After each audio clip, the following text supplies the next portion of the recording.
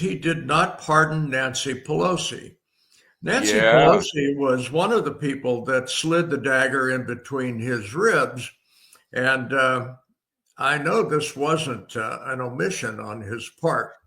I think he wanted to leave her wide open for prosecution, and good. I think she needs Now, to be. what would she be culpable for?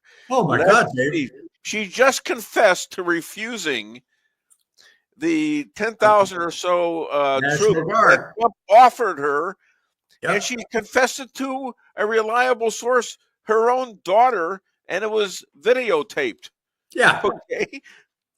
I So mean, Nancy was left off of that dubious list of pardoned folks, and that was not an omission. That was intentional. This is a vindictive old man. I'm thoroughly pleased that I probably won't have to see his face or hear his voice again. Good. My life is better as a result of that. well, And let's not forget there's one person that's important though that that got away. You know who that was? that was Adam Schiff, right? No, Joe Biden. He didn't pardon himself. That was in He's my notes as culpable. well. I But don't know Adam if a Schiff president would be needs to go. He needs to be. Maybe he pissed him off too. possibly. I mean, we've I seen the guess Democrats basically destroy the Democratic Party. There is no Democratic Party anymore. they There is. pretty much cannibalize their own Yeah. when times are tough. And I'm glad. I am a cheerleader on the side for this thing. Go ahead, Sure. eat each other. I'm happy about that. Yeah. Trump's executive orders. Let's pop a couple of Okay. those Go ahead. that are rather How interesting. many are there so far? I do not know. I think I it's went getting up looking. there. I think it's probably around 100. I think he's still doing them. I mean, 200. He They is. said they're going to do 200. First it was 100. Then he's doing 200, and he's sitting there in front of a press, all the press, and he's signing these things off. Oh, that's a good one. Yeah, we're going to examine who killed John F. Kennedy and Robert F. Yeah. and Martin Luther King. Well, that's another thing I was going to talk about. Yeah, go ahead. Since he has released those, it may be a couple of months before we see the totality of the text. But the one thing he didn't release, and I think he ought to, is Epstein's little black book. I would like to know whose names are on that. And maybe if the Democrats piss him off enough, he'll do just that. But there's a whole bunch of Democrat names in there and a whole bunch of Republicans, too. So back to this, his executive orders.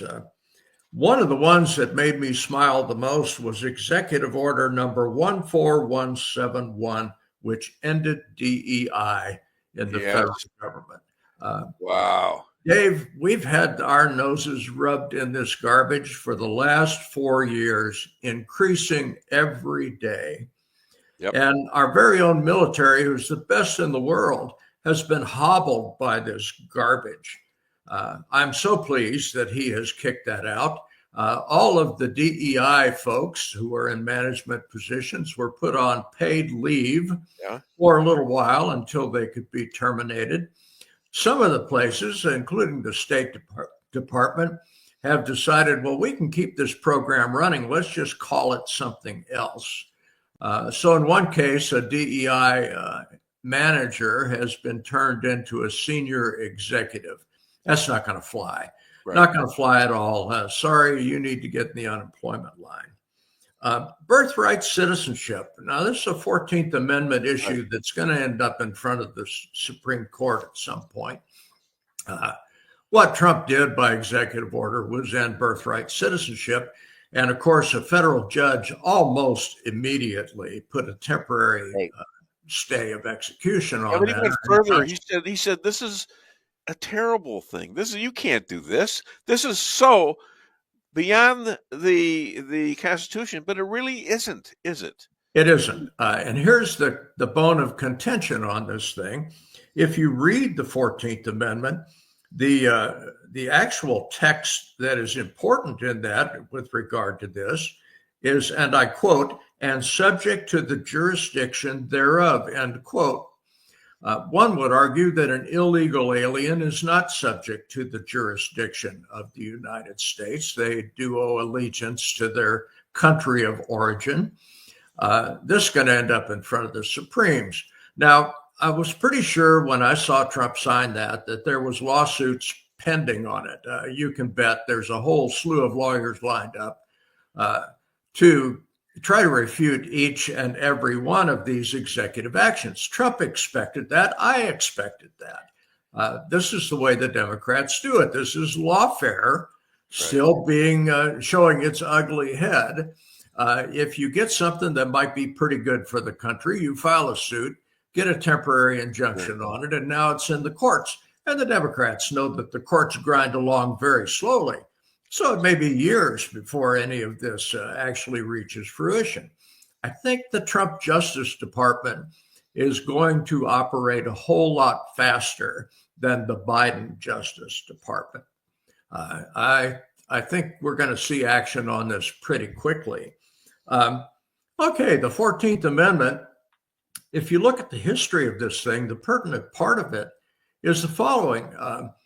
It was enacted to make slaves or former slaves and children of former slaves citizens of the United States. Bingo. This was intended to bring some closure to the Civil War. Sure, and to slavery. If you read the texts that went around that, the discussions that occurred in the Congress and things that were written about that, it had absolutely nothing to do with children of foreign-born people being citizens of this country. Absolutely not. That was later decided in the court. In fact, there probably, because of that, there is no law sanctioning this.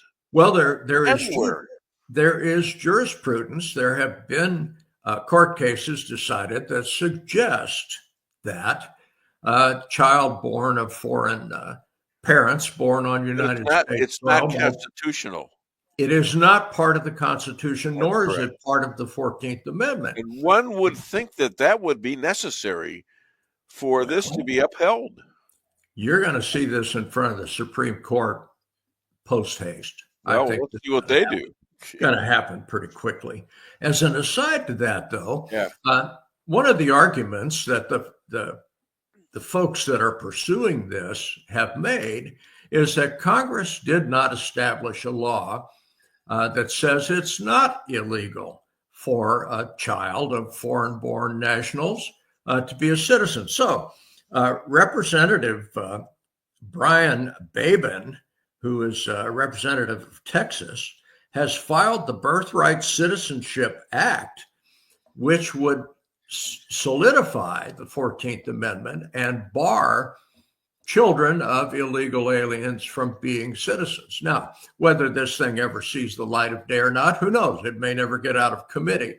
But at least we've got a representative there that says, yes, it is Congress's job to straighten this out. And here I filed a bill to do just that. Well, now's the time to do it, isn't it?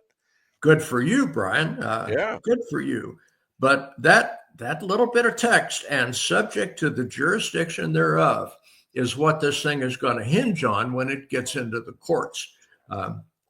This is something, I mean, it sounds boring as hell, but this is something I'm going to sit on the edge of my seat and watch, because it is tremendous. With the ease of which people can invade this country. Yes. That's the protection of our borders. It boils down to just that, Dave. It's oversimplified, but that's really what's happening here. Let's talk about January 6th for a minute. All the January 6th committee members were pardoned. And by the way, Jeff Zink is on at 10:30. As you know, his son was actually convicted of 2 felonies, and he was never in the property. He was accused of killing a DC officer, Ziknik, I think. Yeah, the guy died of a heart attack. Yeah, exactly. He never saw the guy. And there was a policeman there was a DC cop who said he did it. Yeah. And he saw him do it. That guy's got to go up for trial. What is going to be interesting about this is since all of these people have been pardoned, two things become relevant. There are going to be congressional inquiries. And in fact, uh, Mike Johnson has formed the January 6th subcommittee in the Congress, chaired by Representative Loudermilk, who is going to investigate these things. Well, you say, gee, it's all after the fact. These people have been pardoned. There's nothing you can do. No, that's not the case at all.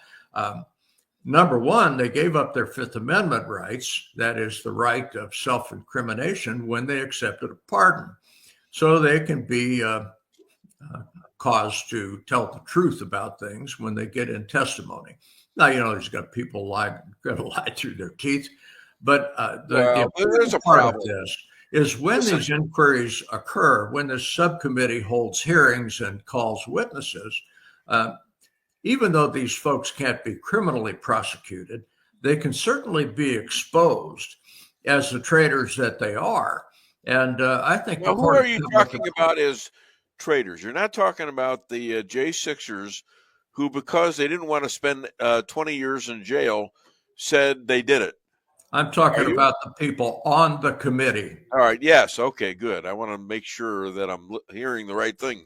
Oh, the people that invaded the Capitol are patriots, as far as I'm concerned. They were, for the most part, peacefully protesting. And I would argue that they were ushered into the building just to create a problem.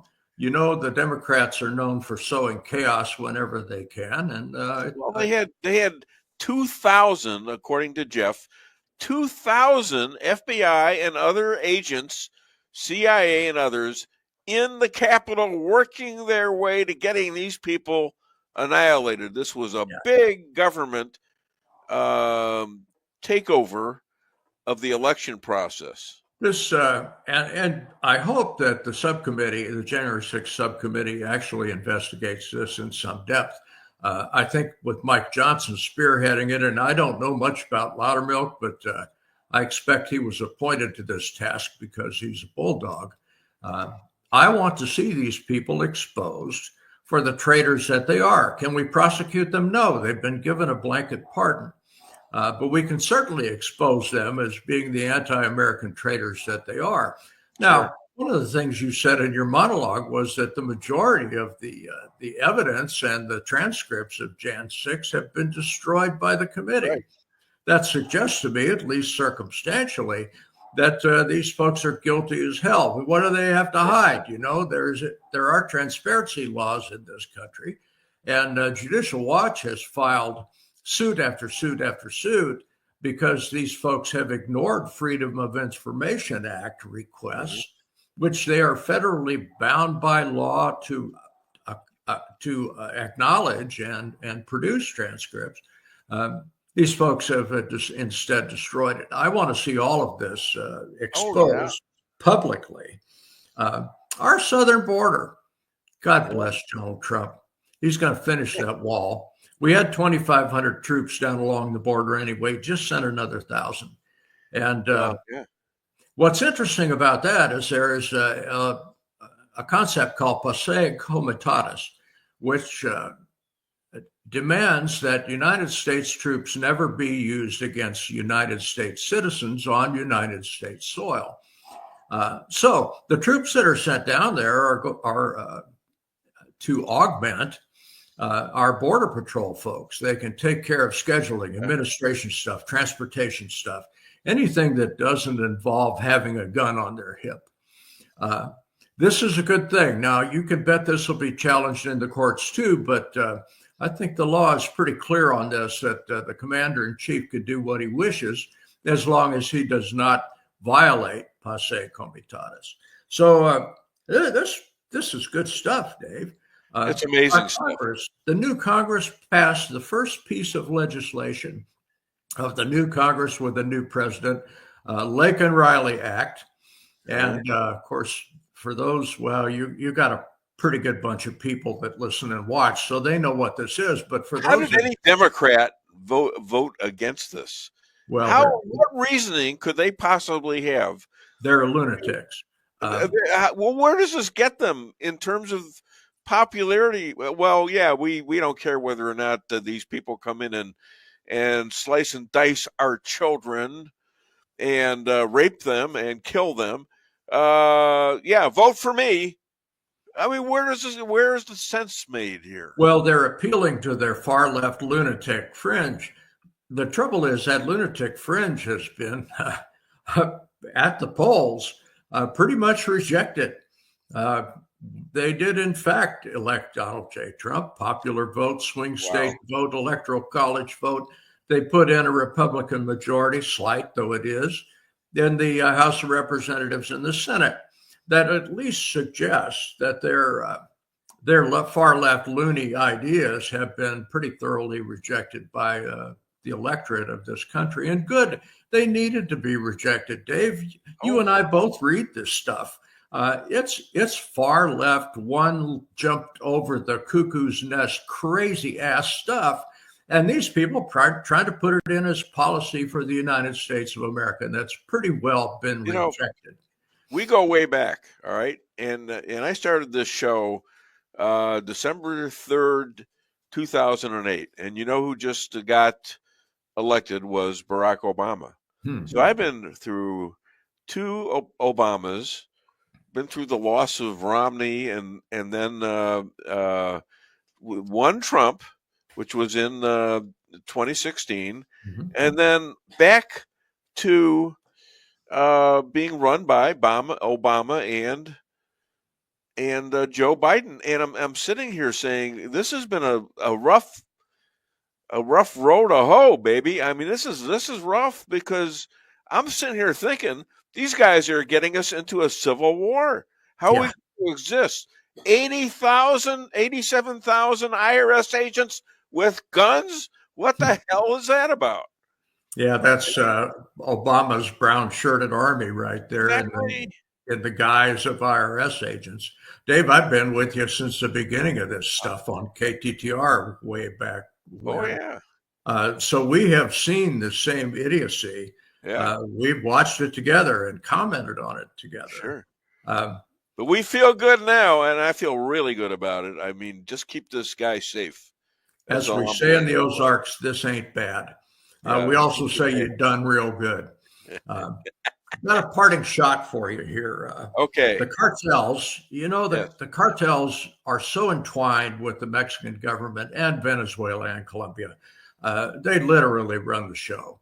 And why? Because money runs the show and they got bales of it.